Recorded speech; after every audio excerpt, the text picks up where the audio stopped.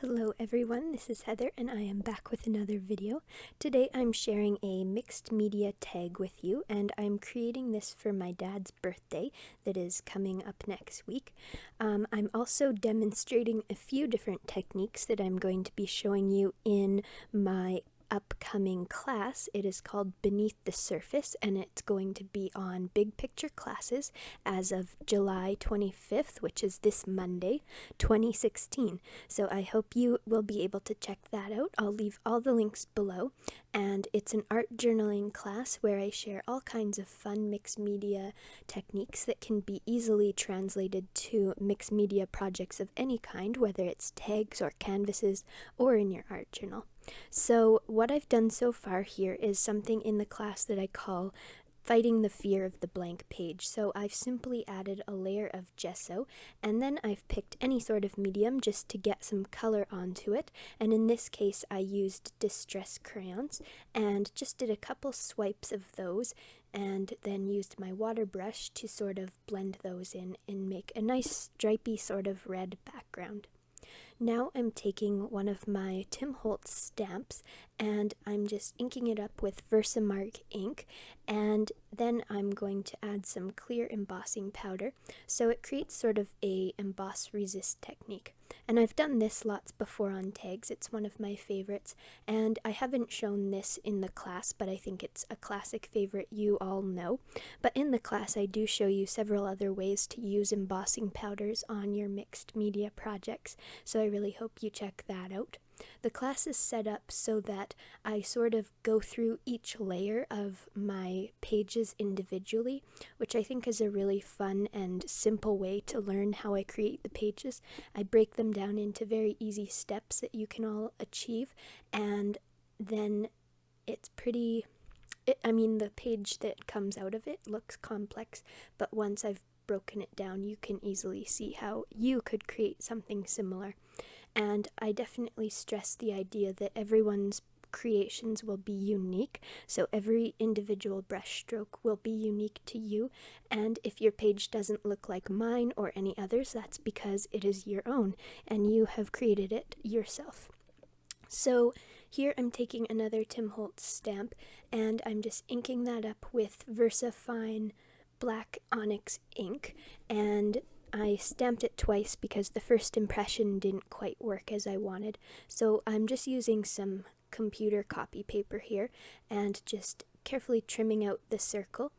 And I just use copy paper because it layers up really nice on mixed media projects, and so I talk about all different kinds of paper layering in the class as well. There's a whole lesson on layering paper and I think it's really valuable, so you should definitely check that out as well. So I just used my glue stick to add that circle onto this tag and I'm inking it up as well. The colors I'm using are Barn Door and what is the other one? My classic vintage photo, of course. And so I'm just taking a dry brush and adding a bit more gesso on top, creating some depth and layers, which I do go into great detail about in my Beneath the Surface class. So if that's something you want to learn more about, you should totally check out the class.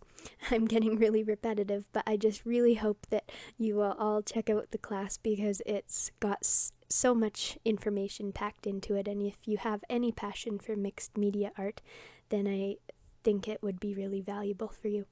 So what I'm doing here is taking some black acrylic paint and just spreading it onto this stamp, and I'm glad I tested out because the first impression was really blobby and dark, and so I did a few stamps to determine how many times I needed to stamp it off. And now I'm just reapplying a lighter coat of paint and I'm going to stamp it right onto my tag. And I'm not looking for a perfect impression here. I know that that won't happen because it is just a black paint. So I was looking for something a bit more unique anyways. And as you can see, it did stamp more clearly on top of that paper that I added, but it didn't stamp as clearly on the background, which I think is fine. So now I'm just using this crackle texture paste and I'm using the Tim Holtz Tread stencil, which goes really well with that stamp that I just used. And this stencil is available in the Emerald Creek shop, which I design for. I'm on the design team and I love Emerald Creek and all their products. They really are awesome. And so I'm just spreading some of that paste along the right-hand side of the tag as well as the bottom left corner of the tag.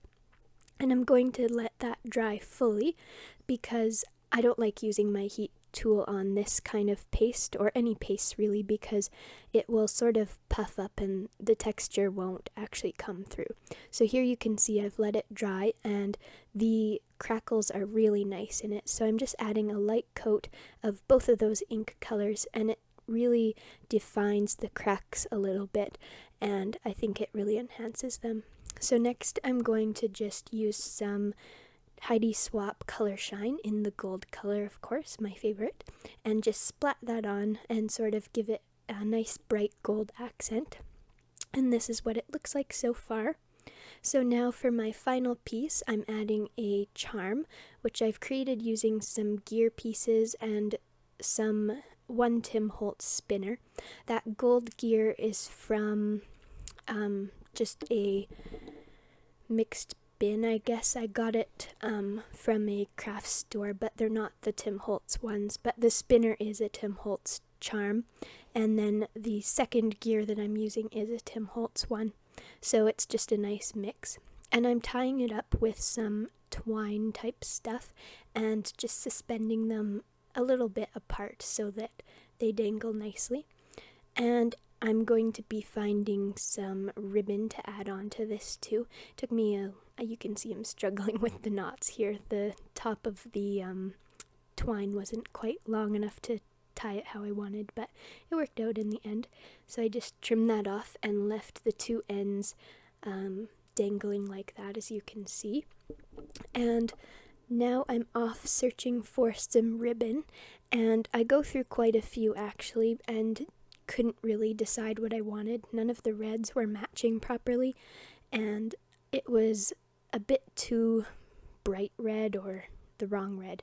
So I finally decided to use this Tim Holtz ribbon. I believe it's called crinkle ribbon or seam binding maybe, and I just wet it a little bit using some water, and I'm just using my sponge applicator to apply some of that Vintage Photo as well as the Barn Door red ink.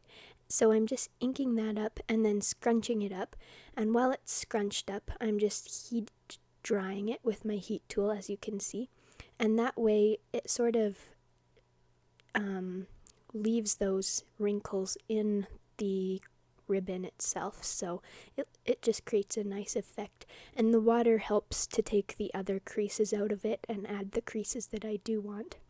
So here I've die cut another tag just out of cardstock to cover up the back and make it nice and clean, and I'm just gluing that on with a glue stick and adding my ribbon. And then you'll see I use a little pin to attach the charm that I made. And upcoming, I'm going to just show you my short version of my promo video for my class, so I hope you stick around for that, as well as at the end I will add a few finished photos of this tag project.